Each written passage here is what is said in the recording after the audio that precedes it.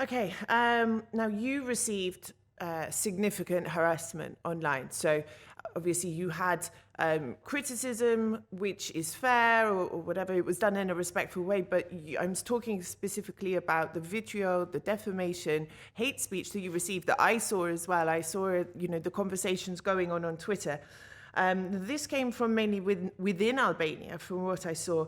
This was covered by The Guardian as well, and you've spoken about it elsewhere. But can you explain a bit for our viewers, just how far did this go? How did you deal with it on a personal level?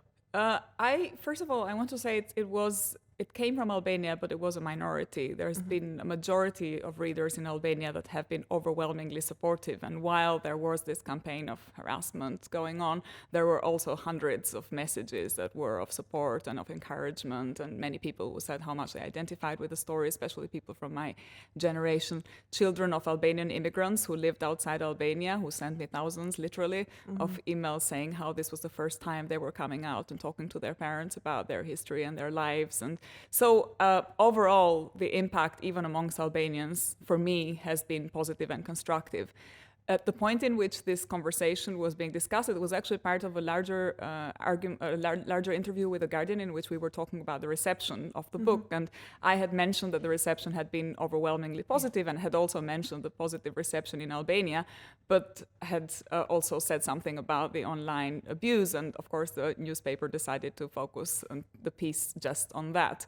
I don't really want to indulge on that because I feel that there's a risk in online media that there is a minority of people that becomes very, very vocal and ends up prevailing over the much more reasonable voices that there are, and also ends up prevailing over the more reasonable criticisms that you might receive. And because it gets so animated and so heated, it becomes very difficult for an author to then engage with the reasonable critics in the right way because it becomes all emotional.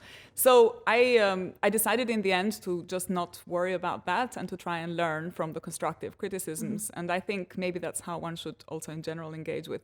I mean, this is also sometimes in Britain, when I write about Albanian immigrants in Britain, you get often also, so it's not confined to Albanians, there's negative reactions on online media. In Britain, I get often members of the British public who, when I write a piece that defends Albanian immigrants, I receive lots of messages actually with the same kind of voice and the same kind of tone. So I don't think it's, as I say, it's nothing distinctive or specific about Albanian culture, maybe something about minority subcultures in online media. And I think, even in that case, the trolls maybe need to exercise something in themselves. And perhaps, if they just let them exercise it, then the next time you will pick up from a more constructive perspective. So I don't think one should get too animated and drawn into the debates, and also maybe not kind of go over and over, because, as I say, there's a risk of fueling that rather than letting it calm down and acquire a different form eventually.